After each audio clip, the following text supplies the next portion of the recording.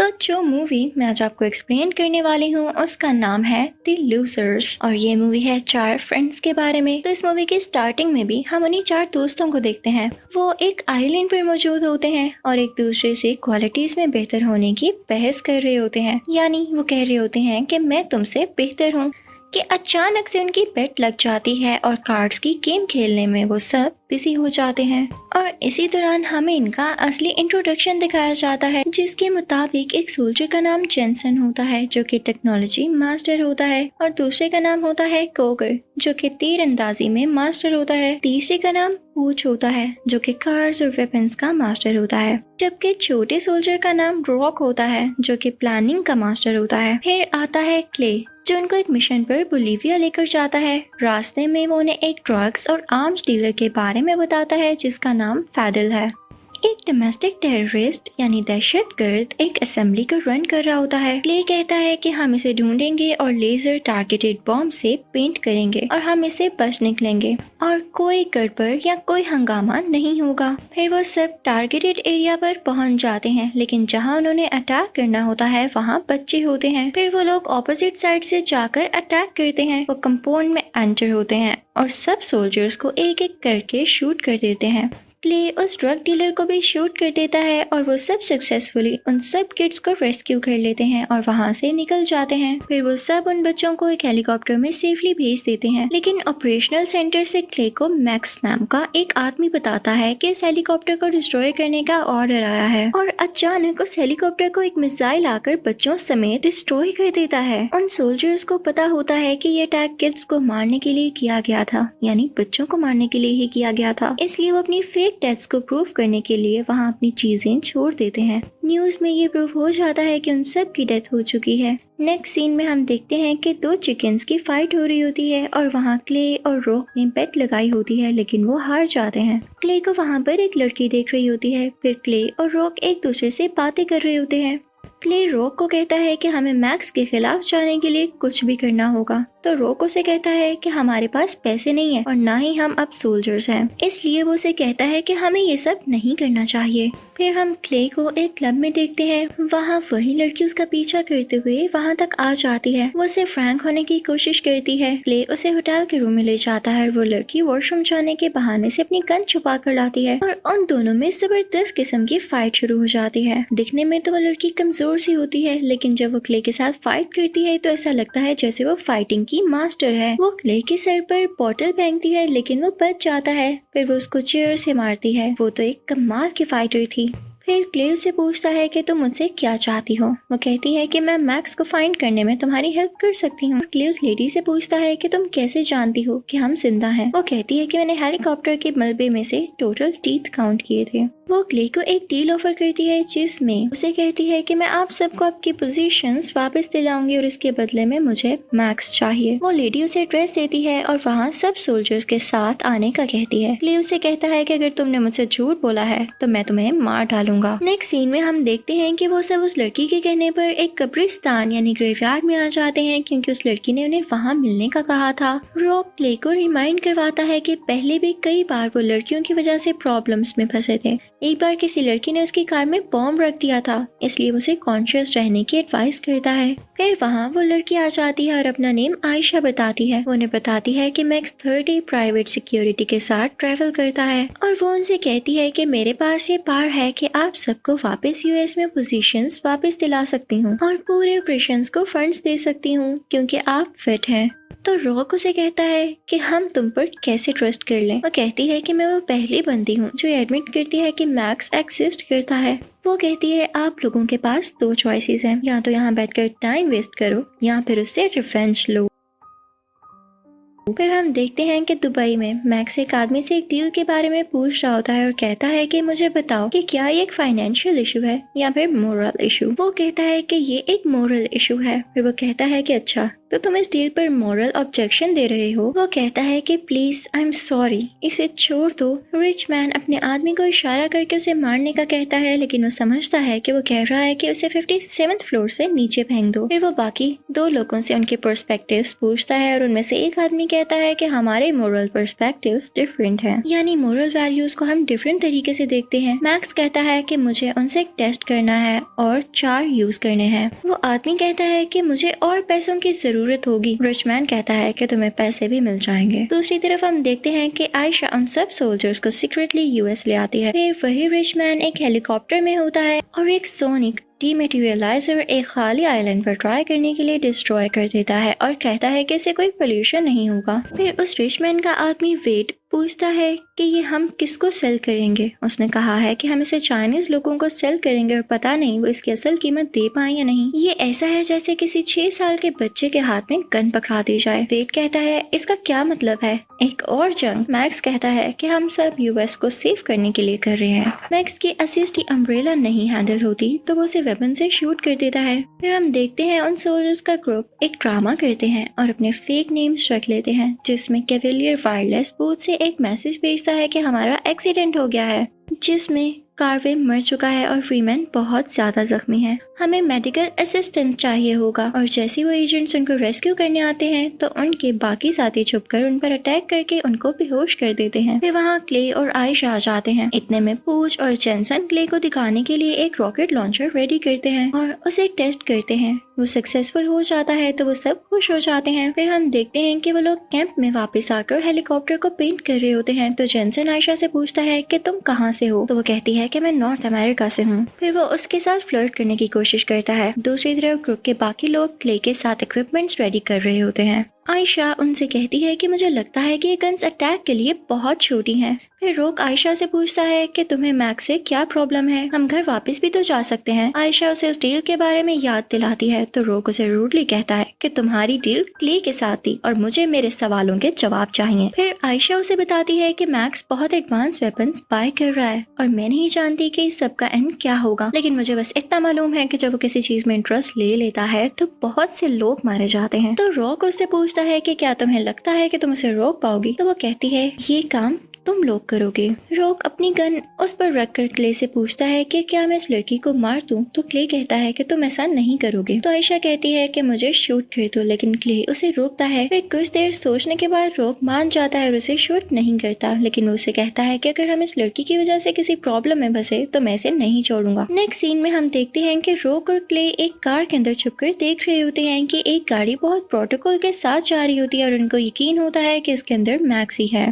जैसे ही मैक्स की गाड़ी चलती है तो रॉक उस पर लोकेशन वेपन फायर करता है, जिससे उनको पता चल सके कि मैक्स कहाँ जा रहा है। वो सब अपनी पोजीशन सेट कर लेते हैं। कोगर एक गाड़ी को फोकस करके उस पर शूट कर देता है और वो तबाह हो जाती है। फिर मैक्स का आदमी वहाँ से निकलने की कोशिश करता है, लेकिन उसे पता चलता है कि आसपास के सब रास्ते ब्लॉक्ड हैं। इतने में क्ले कार में से निकलकर उनकी तरफ एक स्मोक शेल फायर करता है और साथ ही आयशा और पूछ हेलीकॉप्टर में आ जाते हैं और मैक्स का आदमी उन पर शूट करने का ऑर्डर देता है और साथ ही रॉक ने जिस गाड़ी पर लोकेशन लगाई हुई थी वो उसे फायर कर देता है। वेट कंट्रोलर से हेल्प का कहता है और जिस ट्रक में वेपन्स जा रहे थे वो लोग उसे हेलीकॉप्टर के जरिए उठा लेते हैं और मैक्स के लोग नीचे से हेलीकॉप्टर पर फायरिंग शुरू कर देते हैं। फिर क्ले पूछ से उनका करंट स्टेटस पूछता है तो वो कहता है कि हमने ट्रक को उठा लिया है और अब उसे ले जा रहे हैं। फिर वो सब वापस आ जाते हैं और पूछ हैरान होकर क्ले से कहता है कि क्या तुम जानते हो वहाँ मैक्स का आदमी वेट भी मौजूद था। फिर रॉक उसे कहता है कि ट्रक के अंदर देखना चाहिए कि क्या है। जैसे ही ट्रक का डोर खुलता है तो उसमें से सोल्जर्स बाहर आते हैं और क्ले पर गन रख लेते हैं। तो वो सब आकर उन सोल्जर्स को बेहोश कर देते हैं और क्ले को बचा लेते हैं। फिर क्ले उनके एक सोल्जर से पूछता है कि मैक्स कहाँ है। तो वो उसे कहता है कि मैं नहीं जानता। पूछ उसको भी बेहोश कर देता है। फिर कोगर ट्रक में से एक बॉक्स निकाल कर लाता है तो उसमें से एक हार्ड ड्राइव निकलती है। वो हार्ड ड्राइव लॉक थी और उसे हैक किए बगैर नहीं खोला जा सकता था। क्ले आयशा को मारने को हर चीज को जलाने के ऑर्डर्स देता है। आयशा उससे कहती है कि क्या तुम नहीं देखना चाहोगे कि उस हार्ड ड्राइव में क्या है। और मुझे नहीं पता कि मैक्स कहाँ है, लेकिन मैं इतना जरूर जानती थी कि वो उस ट्रक में अपना कुछ बहुत कीमती लेकर जा रहा है। और कहती है कि इसमें जो भी है वो हमें देखना चाहिए ताकि हम उसके अगेंस्ट यूज कर सकें। फिर जेनसन क्ले को बताता है कि हार्ड ड्राइव आसानी से नहीं खुलने वाली, फिर क्ले उनको कहता है कि क्या तुम्हें याद है उस आदमी की वजह से उन बच्चों की जान गई थी। तो रॉक कहता है कि हाँ मुझे याद है, लेकिन मुझे इन सब में नहीं पड़ना, मुझे अपने पहले जैसी लाइफ चाहिए। वो गुस्से में उस लड़की को मारने के लिए जाता है तो क्ले से कहता है अगर तुम्हें मेरे काम करने का तरीका नहीं पसंद तो तुम जा सकते हो। तो रॉक उससे कहता है कि कहाँ जाऊं, हम लोग अब फंस चुके हैं और तुम आगे क्या करना चाहते हो। ये सब बातें करके वो क्ले को गुस्सा दिलाता है तो क्ले उसे पंच करता है यानी मुक्का मारता है और बाकी सब उसे रोकते हैं। फिर पोस्ट रॉक को कहता है कि तुम्हें इस बात पर खुश होना चाहिए कि हम अलाइव हैं, जिंदा हैं और हमारे पास मैक्स के अगेंस्ट यूज करने के लिए वो हार्ड ड्राइव है। क्ले उससे कहता है कि आयशा को खोल दो क्योंकि उन्होंने आयशा को बांध दिया था। नेक्स्ट सीन में हम मैक्स को देखते हैं, वो किसी को एक कोड बता रहा होता है तो वेड उससे आकर उस कोड के बारे में पूछता है। मैक्स अपने प्रोजेक्ट्स के बारे में ये जानने के लिए वेड से पूछता है कि उसको इस बारे में पता है या नहीं। वो कहता है कि क्या तुम इनके बारे में जानते हो। वो कहता है नहीं जानता। मैक्स उससे कहता है हमें आगे के लिए काम करना चाहिए। फिर वो उसे 45 सेकंड्स देता है और कहता है कि मुझे बताओ कि मेरी हार्ड ड्राइव के साथ क्या हुआ। तो वेड उसको एक बुक देता है जिसमें क्ले और उसके यूनिट की पिक्चर्स होती हैं। मैक्स उसे ये कहकर वापस कर देता है जैसे उसे कोई फर्क नहीं पड़ता। वेड उसे याद दिलाता है तुमने 4 महीने पहले कुछ लोगों को मारने के लिए उनके साथ काम किया था। तो वो कहता है इन 4 मंथ्स में मैंने बहुत कुछ किया है। फिर वो उसे कुछ और हिंट्स देता है तो उसे याद आ जाता है। मैक्स पूछता है कि क्या मेरी हार्ड ड्राइव उनके पास है। अच्छा, तो 5 मरे हुए लोगों ने तुम्हें हाईजैक किया और तुमने पता लगाया कि इन सब के पीछे कौन था। तो वो कहता है कि ये कोई स्पेशल ऑपरेशन था। तो मैक्स कहता है कि हाँ मैं जानता हूँ, मैं सिर्फ इतना जानता हूँ कि हमारे पीछे कोई आ रहा है। वो उसे इंस्ट्रक्शंस देता है कि मुझे 12 आवर्स में 18 फायरमैन की टीम चाहिए। नेक्स्ट सीन में वो सब एक कार में बैठे होते हैं तो रॉक और क्ले एक दूसरे से सॉरी करते हैं। फिर वो लोग उस प्लेस पर जाते हैं जहां वो हार्ड ड्राइव मैन्युफैक्चर हुई थी। सबसे पहले जेनसन सिंग करते हुए बिल्डिंग में एंटर हो जाता है और लिफ्ट के जरिए जाता है और लिफ्ट में ही वो ड्रेस चेंज कर लेता है और फिर किसी बहाने से वो वहाँ के मैनेजर को बाहर निकालता है। रिसेप्शन पर फेक इंट्रोडक्शन देता है और कहता है कि यहाँ पर एंडरसन का सिस्टम ठीक करने आया हूँ। तो रिसेप्शनिस्ट उससे वेट करने का कहती है तो जेनसन उसे बातों में लगाकर उसके रूम में चला जाता है और यूएसबी में सारा डाटा स्टील कर लेता है यानी चुरा लेता है। इतने में सिक्योरिटी का आदमी आ जाता है तो वो उसे ब्रीफ केस उसके मुंह पर मार के भाग जाता है। वो जैसे ही लिफ्ट के पास पहुँचता है तो सिक्योरिटी उसको रोक लेती है। तो सिक्योरिटी के सामने अपना स्टूपिड ड्रामा करता है कि मैं एक गन मशीन हूँ और सबको शूट कर दूंगा। वो ये ड्रामा इसलिए करता है ताकि कोगर उसकी वॉइस सुन ले क्योंकि उसने रिप्लक्स पहने हुए थे। इतने में कोगर उन्हें शूट कर देता है और वो वहाँ से भागने में कामयाब हो जाता है। वापस जाकर वो उस हार्ड ड्राइव को ओपन करने की कोशिश करते हैं। जब वो उसे हैक करते हैं तो उसमें मैक्स के $400 मिलियन होते हैं। फिर उनको उसमें कुछ लोकेशंस मिलती हैं जिसको वो ट्रेस करते हैं और फिर हम देखते हैं कि वेड मुंबई में किसी बिजनेसमैन के साथ एक डील करने आता है। तो वो वेड से $1 बिलियन मांगता है। तो वेड मैक्स को कॉल करके बताता है तो मैक्स कहता है ये तो बहुत ज्यादा है।